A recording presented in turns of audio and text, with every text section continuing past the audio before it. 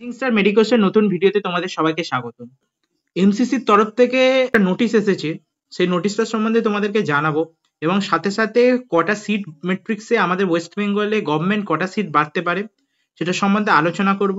এখনো পর্যন্ত MCC seat matrix যেটা পাবলিশ করেছে সেটা অনুসারে ওয়েস্ট বেঙ্গলে কটা সিট বেড়েছে সেটা জানবো এবং কতটা সিট বাড়তে পারে প্র্যাকটিক্যালি আমরা দেখবো যে রাউন্ড 3 তে সমস্ত ব্যাপারটা আজকের ভালোভাবে আলোচনা করব। আশা করি তোমাদের সবার ভালো লাগবে ভিডিওটি লাস্ট পর্যন্ত দেখো, একটা লাইক এবং সাবস্ক্রাইব অবশ্যই করবে, কারণ এর পরের ভিডিওতে আমি তোমাদেরকে রাউন্ড 3 কাট অফ কি যেতে পারে এটা সম্বন্ধে অনেকেই কমেন্ট করছে, আমি সেটা ভিডিওটা বানিয়ে দেবো। আশা করি কাল সকাল পর্যন্ত তোমরা ভিডিওটি পেয়ে যাবে।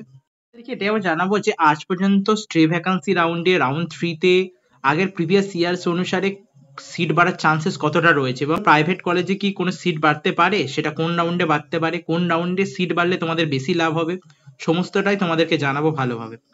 চলো শুরু করি এমসিসির নোটিশটা থেকে।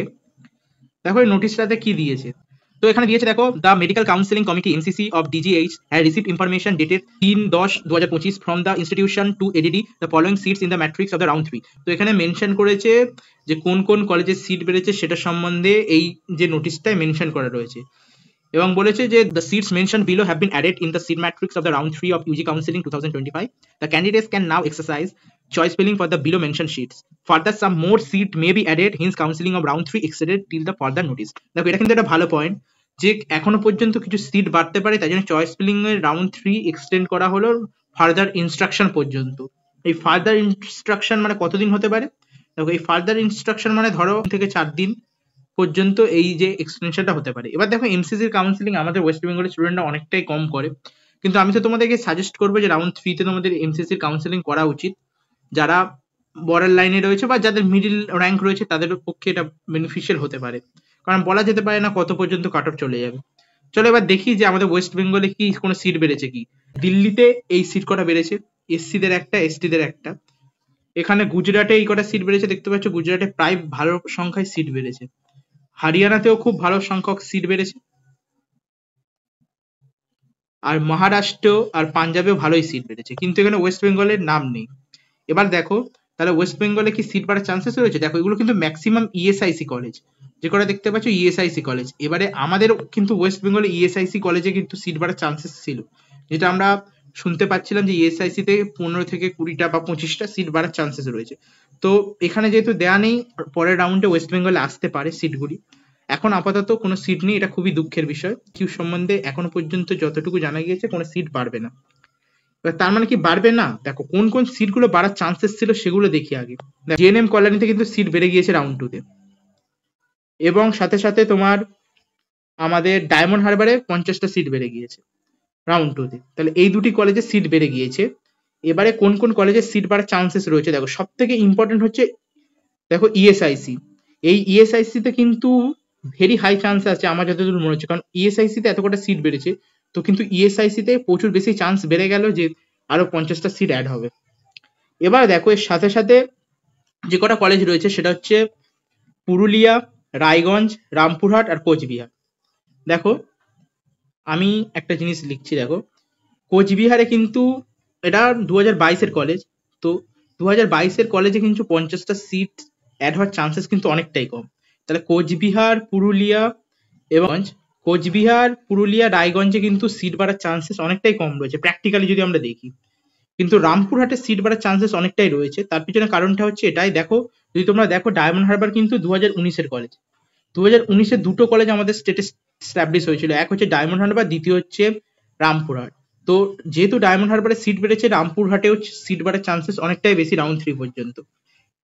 তাহলে মোটামুটি আমরা ধরতে পারি এখান থেকে 50 আর এখানে ইএসআইসি তে 50, মানে 100টা সিট আরো বাড়ার চান্সেস অনেকটাই বেশি রয়েছে তুলনামূলকভাবে অন্য কলেজের থেকে। মানে টোটাল 100টা মতো সিট আমাদের বাড়ার চান্স খুব বেশি রয়েছে। তাহলে 100টা সিট বাড়লে কিন্তু মোটামুটি প্রত্যেকটা ক্যাটাগরিতে একটা ভালো ভালো নাম্বারের সিট অ্যাড হবে এবং কাট অফটা অনেকটা ইনফ্লেশন হবে। এবার যদি আমরা দেখি যে আগে যদি তোমরা জিজ্ঞেস করো যে আগে কি হয়েছে, দেখো এবং কোন রাউন্ডে সিট বাড়লে তোমাদের বেশি লাভ হবে, দেখো এর আগে আমার যতদূর মনে আছে 2023 সালে কিন্তু স্ট্রে ভ্যাকান্সির রাউন্ডে সিট বেড়েছে। 2023-এ JMN কলেজটা খুলেছিল, যার কারণে কাট অফ কিন্তু প্রচুর ইনফ্লেশন হয়েছিল। সেরকম ভাবে যদি স্ট্রে ভ্যাকেন্সিতে সিট বাড়ে তাহলে তোমাদের কলেজ পাওয়ার চান্সেস বেশি। কারণ কারণ হচ্ছে কিছু স্টুডেন্ট কিন্তু বিডিএস এবং অন্য কোর্সে চলে যায়। তারা যখনই কেউ বিডিএস নিয়ে নেবে রাউন্ড 3 পর্যন্ত, তখন কিন্তু সে আর পার্টিসিপেট করতে পারবে না স্টে ভ্যাকেন্সি রাউন্ডে। এর সম্বন্ধে পুরো স্টে ভ্যাকেন্সিতে কি কি হতে পারে এবং রাউন্ড 3-তে কারা পার্টিসিপেট করতে পারবে পুরো গাইডলাইন্স আমি একটা ভিডিও বানিয়ে রেখেছি, যারা দেখতে চাও দেখে নিতে পারো। ওটা খুবই ইম্পর্টেন্ট, কারণ আমি তোমাদেরকে ওই ভিডিওতে জানিয়েছি যে JNM কলেজের মধ্যে কি ডিফারেন্স রয়েছে, রাউন্ড 3-তে কি কি ভুল তোমাদের করা উচিত না। তো ভিডিওটি রয়েছে, তোমরা দেখে নিতে পারো। এবার আসছি আমি আবার ফিরে, যে স্টে ভ্যাকেন্সিতে কিন্তু সিট বাড়লে তোমাদের বেশি চান্সেস রয়েছে বর্ডার লাইন স্টুডেন্টদের লাভ হবে এবং কম মার্কসে তোমরা কলেজ পেয়ে যাওয়ার চান্সেস রয়েছে যারা বসতে চলেছে। এবং স্টে ভ্যাকেন্সির সময় কি হয়, অনেকে কিন্তু কাউন্সিলিং করতে ভুলে যায়, কারণ অনেক দিন হয়ে যায়, তখন আর লোকের অত মনে থাকে না। তার কারণে স্টে ভ্যাকেন্সিতে যদি সিট বাড়ে তাহলে তোমাদের যারা বর্ডার লাইনে রয়েছে তাদের চান্সেস বেড়ে যায় কলেজ পাওয়ার। তো আমি তোমাদেরকে অবশ্যই বলবো, যারা বর্ডার লাইনে রয়েছে চ্যানেলটিকে সাবস্ক্রাইব করে রাখো, যাতে স্টে ভ্যাকেন্সি রাউন্ড পর্যন্ত আমরা পুরো ডিসকাশন করবো। স্পেশাল স্টে ভ্যাকেন্সিও রয়েছে, সেটা সম্বন্ধে আমি তোমাদেরকে জানাবো। তো পুরোপুরি সবসময় আপডেট থাকার জন্য চ্যানেলটিকে সাবস্ক্রাইব করে রাখো, কারণ একটুর জন্য কিন্তু সিট তোমরা পেয়ে যেতে পারো। ধরো আমি তোমাদেরকে একটা জিনিস বলছি, দেখো, ধরো তুমি রামপুরহাট, এটা একটা ভালো কলেজ, এই কলেজের কাট অফ ধরো, আমি ধরছি রামপুরহাটে ধরো কাট অফ গেছে তোমার, আমি এটা আনুমানিক ধরছি, ধরো 40K, ধরো 40K হয়তো কাট অফ গেল, আমি ধরছি, এটা কোনো ক্যাটাগরি হিসাবে বলছি না, ধরো এটা 40K কাট অফ যায়, এর কাট অফ হচ্ছে 45K, আমি এটা আনুমানিক বলছি। ধরো 40K তোমাদের কাট অফ রামপুরহাটের, আর কাট অফ যাচ্ছে 45K। রামপুরহাট একটা ভালো কলেজ, কিন্তু যদি এটা স্টে ভ্যাকেন্সিতে এই সিটটা আসে তাহলে কিন্তু একটা 46,000-এর স্টুডেন্টও কিন্তু এই রামপুরহাট পেয়ে যাবে। কেন? কারণ 45,000 পর্যন্ত স্টুডেন্টরা তো লাস্ট কলেজ পর্যন্ত নিয়ে নিয়েছে এবং তারা আপডেট করতে পারবে না।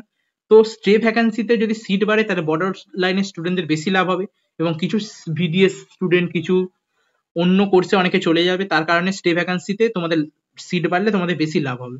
এবার প্র্যাকটিক্যালি বললে গভর্নমেন্ট সিট বাড়ার চান্সেস কিন্তু স্টে ভ্যাকেন্সিতে কম, কারণ ম্যাক্সিমাম গভর্নমেন্ট চেষ্টা করে রাউন্ড 3 পর্যন্ত স্টুডেন্টদেরকে একটা ক্ল্যারিটি দেওয়ার জন্য, এবং সবসময় চেষ্টা করে গভর্নমেন্ট রাউন্ড 3 আগে গভর্নমেন্ট সিটগুলো দিয়ে দেয়। এবং প্রাইভেট সিটের যদি আমি কথা বলি তাহলে সেগুলো কিন্তু রাউন্ড 3 পরেও অ্যাড হওয়ার চান্সেস অনেক রয়েছে, কারণ প্রাইভেটে একটু ডিলে হয়, গভর্নমেন্ট অত বেশি ফোকাস করে না। এবং প্রাইভেটে যদি সিট বাড়ে তাহলে কিন্তু কাট অফ র্যাঙ্ক কিন্তু অনেকটা ইনফ্লেশন হবে, মানে অনেক কম মার্কসে তোমরা চান্সেস পেয়ে যাবে প্রাইভেট কলেজে, এবং প্রাইভেট ম্যানেজমেন্ট করার কথা ছেড়েই দাও। তো মোটামুটি এই ভিডিও ছিল, আশা করি তোমাদের ভালো লেগেছে। কাট অফ সম্বন্ধে একটা ভিডিও আমি বানিয়ে রেখেছি, আমি তোমাদেরকে খুব শীঘ্রই ভিডিওটা দেখাবো।